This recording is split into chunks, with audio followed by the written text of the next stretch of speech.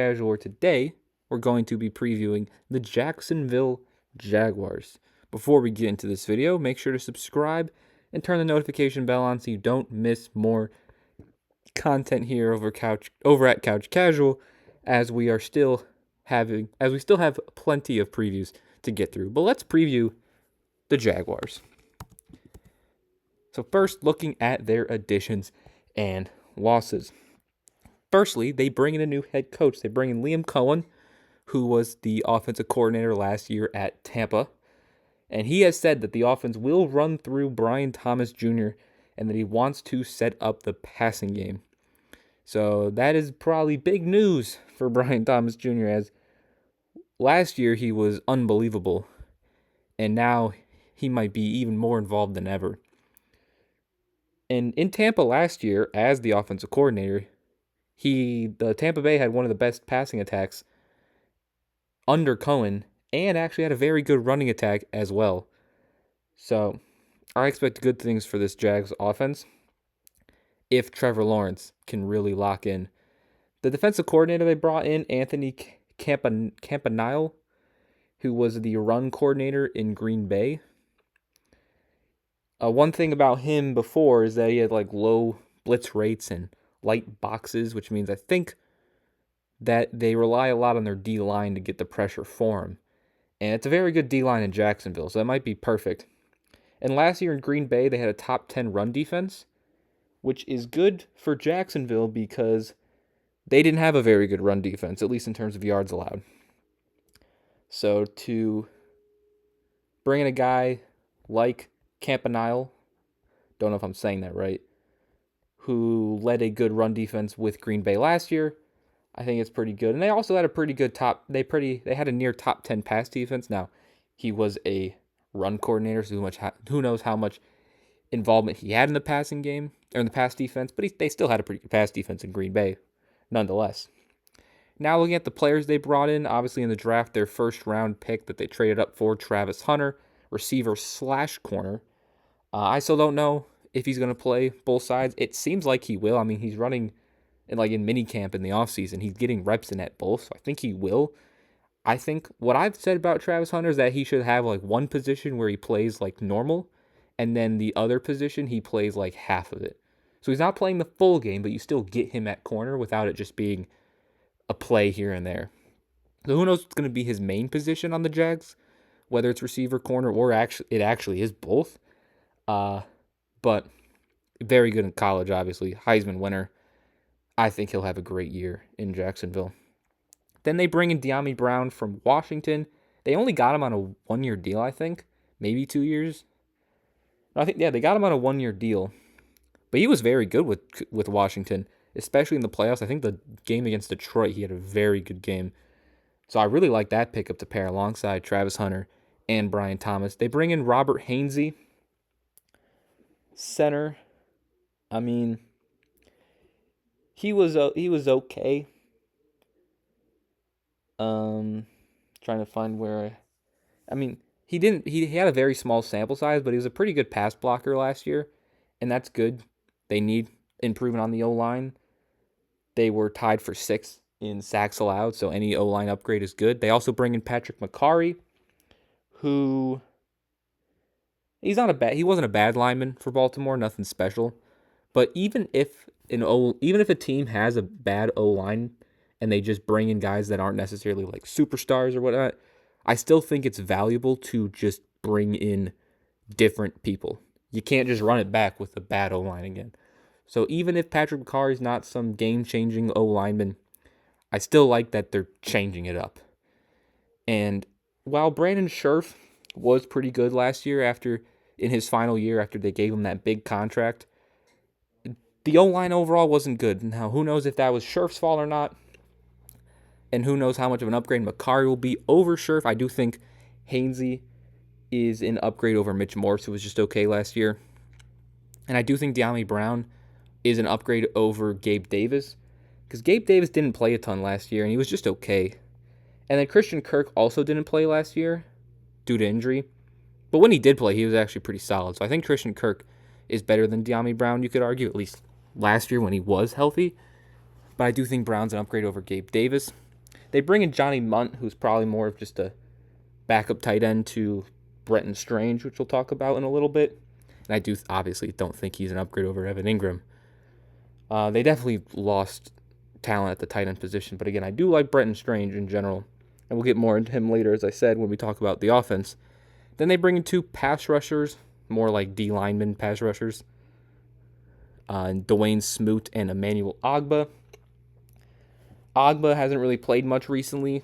He's getting up there in age, but he still can be a productive pass rusher. And then Smoot, he actually got drafted by Jacksonville, I'm pretty sure, left, and now he's back.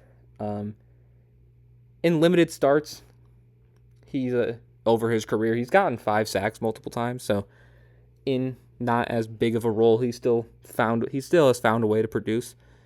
Both these guys are going to be backups, obviously, because you got Hines Allen and Trayvon Walker that are the 2 top guys, but good backups nonetheless. Then they bring in Jordan Lewis from Green Bay, highest paid nickel in the NFL, I'm pretty sure, nickel corner. I mean, it was worth it. He was really good last year with Dallas. So I think that's an immediate upgrade over a guy like Ronald Darby, who was just okay, and he's obviously an older player. Then they bring in Eric Murray. I mean, he was okay. He was solid last year for Houston. However, a guy they lost in Andre Sisco is clearly, I think, clearly better than Eric Murray. Now, he did have a slight down year last year. Sisco did, but I still think overall he is a better player than Eric Murray. I do think they got worse at that position. But I think overall it was a pretty good year. And they also lost Jeremiah Ledbetter. Great name, by the way. He was just okay. He didn't play much for Jacksonville, so it's not that big of a loss for them. But I think it was a very successful offseason. We'll see how Travis Hunter does, because they did give up a little bit in that trade-up. They gave up their first to trade up with Cleveland, so we'll see how that turns out. But I do really like the Liam Cohen pickup, the hire, I guess. I think that's honestly, I think you could argue that's the biggest move they made in the offseason. Now looking at their defense, or their offense, the side of the ball that Liam Cohen is going to be responsible for. Obviously, wasn't the best offense last year, 26 in points scored, but I think that mainly goes to personnel, especially quarterback, because Trevor Lawrence was banged up, only played 10 games last year. I mean, it wasn't the best performance out of Trevor Lawrence in those 10 games, but I still believe in Trevor Lawrence. I still think he can be a good quarterback with a good O-line, good weapons, which he has not really had much of in his career so far. I think this is the best team he's had, and I still don't think it's an insanely good offense. Looking at the running backs, there was a lot of reports about ETN, whether he was going to get traded or not. It seems like he is going to be the top running back on the Jags, and it seems like he's here to stay on the Jags. So that's good news, because I think him and Bigsby can be a very good duo together. It wasn't his best year last year for ETN, but still a decent season. Bigsby had a great rookie year. He only started 1 game, but despite that, he still had a phenomenal rookie year. So I really like the duo. And they also got Bayshul Tuten and LaQuint Allen in the 4th and 7th round. And you never know what rookie running back can have a good year. The receivers, we obviously know Brian Thomas Jr. We know how good he is. And with a healthy Trevor Lawrence and an offense that is designed around him, it seems like, I think he could have a insane season in his sophomore year. I don't think he's going to have a slump at all. De'Ami Brown, we already talked about, very good receiver for Washington last year, especially in the playoffs. I love that pickup. Travis Hunter, who knows how much receiver he's going to play.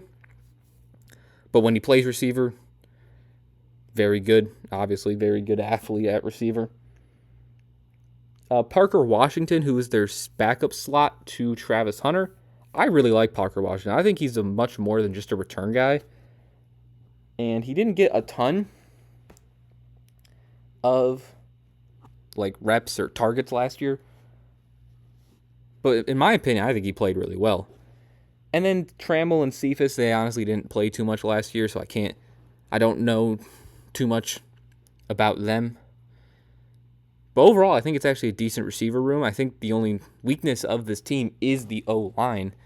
Maybe the tight end room. I do like Brenton Strange, as I said before. I like the flashes I saw from him. And I feel like he was always behind Evan Ingram. Obviously, Evan Ingram's really good. But I think that really held him back in his first 2 seasons, as well as Trevor Lawrence not being the healthiest. But I think with a healthy Trevor Lawrence and with him being the number 1 tight end, with the tools that he has, I think Brenton Strange should have a pretty decent year. But again, I think it's that O-line that's going to hold this team back. They were, again, tied for 6 in sacks allowed. They did overhaul a little bit, bringing in Hainsey and Makari. But, I mean, Walker Little's been pretty decent. I like Walker Little. I think he's solid. But again, it's just an okay O-line. Nothing spectacular. They didn't splash on anybody. They lost their best guy in Brandon Scherf, or one of their best guys in Brandon Scherf. Ezra Cleveland and Anton Harrison have just been okay. They did get Wyatt Millum in the draft, so you never know. 3rd round pick, it's a pretty high pick. He could technically take Makari's spot, because Makari wasn't, the best. He's just like a rotational depth lineman. So Wyatt Millum could take that spot. You never know. But I think this is the best offense, as I said, that Trevor Lawrence has had, personnel and coaching-wise. And if there is a year for Lawrence to finally take that leap we've been waiting for him to take, it could be this season. Now, looking at the defense, not much better, honestly. In terms of the league, it was actually worst. In offense, they were 26th in points scored. On defense, they were tied for 27th in points scored. Their pass defense was pretty bad in yards allowed. Their run defense wasn't that good either. I mean, the D-line, you got 2 studs on that D-line. Trayvon Walker, Josh Hines-Allen. You know what you're going to get out of Josh Hines-Allen. He's one of the best pass rushers in football. And Trayvon Walker, after not having the most spectacular rookie year, he's really broke out the last 2 years and is really playing like the guy that the Jags drafted, number 1 overall. Despite what we've seen from Aiden Hutchinson, Trayvon Walker has definitely proved to be worth a high pick. Is he worth taking over Hutchinson? Who knows? I'm not going to get into that discussion, but he's definitely was worth using a high pick on, based on what we've seen these last 2 years. And in between those guys, you got Davon Hamilton and Mason Smith. Hamilton was okay last year, and Mason Smith in limited reps got 3 sacks, and he wasn't that bad. So maybe in a bigger role he can improve. And then Smoot and Agba, as we talked about, are just decent free agent signings that they brought in. Again, Agba hasn't played much recently because of his older age, but he can still be productive. And then Smoot is coming back to Jacksonville. And then Jordan Jefferson hasn't really played much either, and Armstead, same, but they're fine backups to Hamilton and Smith. It's just an okay D-line. Honestly, outside of Trayvon Walker and Josh Hines-Allen, the D-line isn't that good. Then you got the linebackers, who are very good in my opinion. I think they're one of the more underrated linebacker duos of Devin Lloyd and Foyesade Oluokun. Foyesade, very good linebacker. Ever since coming to Jacksonville, he's been one of the best linebackers, consistently 100-plus tackle guy. And then Devin Lloyd, he's had a pretty good start to his career so far. I've liked what I've seen from Devin Lloyd. And again, I think him and Oluokun don't get talked about enough as a linebacker duo. And then the secondary. Now, last year, as we mentioned, in terms of pass yards, they were the worst in the league in terms of yards allowed, passing yards allowed. And obviously, that has to do a lot with their secondary. Obviously, Jordan Lewis, very good nickel corner, probably the best in the league. I mean, he's the highest paid, so who knows. From Dallas, they bring him in. Eric Murray, fine safety. Darnell Savage, he's been okay with Jacksonville. Nothing too special. Tyson Campbell had a great first 2 years in Jacksonville, but has not been fully healthy the last 2, and you've kind of seen it a little bit in his production. But if he can get back healthy, I think him, Jarian Jones, and Jordan Lewis can be a good corner trio, and they just got to see what they can get out of those safeties. Now, if Savage is not having the best season, they did draft Caleb Ranshaw out of Tulane. I do like Caleb Ranshaw. He did play corner at Tulane. He's a big corner, but it seems like he's going to play safety for Jacksonville. So maybe he can use that size at that safety position and take over for a guy like Darnell Savage. And then Monteric, Brown, and Antonio Johnson, they're decent. That's pretty much it. And then Braswell didn't play that much either last year, but with a guy like Jordan Lewis as the number one nickel, don't know how much he's going to play this year either. So overall on the defense, you obviously got your top talent with guys like Aluakon, Lloyd, Walker, Josh Hines-Allen, Jordan Lewis, and then a little bit of some question marks outside of that. Oh, and then Travis Hunter also. I didn't mention Travis Hunter.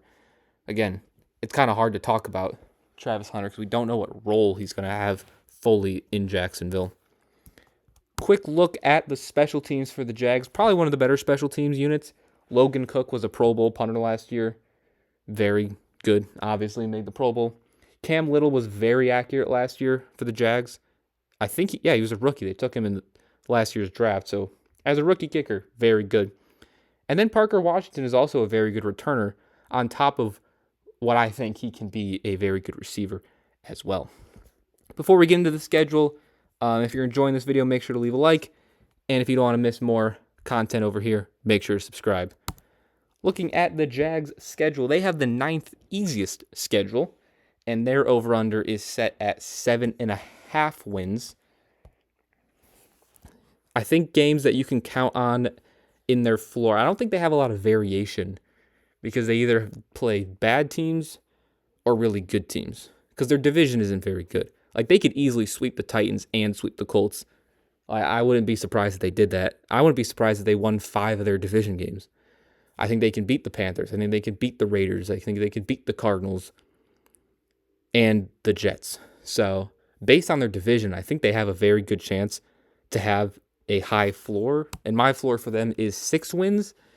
But again, I don't think there's a lot of variation in their ceiling because they also play a lot of good teams. Like, they still play the Chiefs, the Seahawks, the Chargers, and the Broncos, and the Rams, and the Bengals. You still play the Texans twice. So it's a lot of bad teams and a lot of good teams for the Jags schedule. So my ceiling for them is at 9 wins, which would put my prediction at either 7 or 8. And I'm going to lean towards 7 wins because although it's not the best division, the Titans, just like I said, how the Jags could win 5 games in their division, they could also only win 1 or 2 games in their division. So I think I'm going more the cautious side. Instead of going for the 8 wins for their prediction, I'm going 7 wins as my final prediction for the Jags. So although the wins may not be there, I do think that you'll see a lot of improvement from some of their players, mainly guys like Trevor Lawrence. I think he'll have a big year in the Liam Cohen's offense. But that will conclude our preview for the Jags. If you enjoyed, make sure to leave a like. Comment down below some of your thoughts on the Jags team, their offseason, and their outlook for this next season. And if you don't want to miss more content over here, as I said before, make sure to subscribe, and I'll see you guys next time. Peace.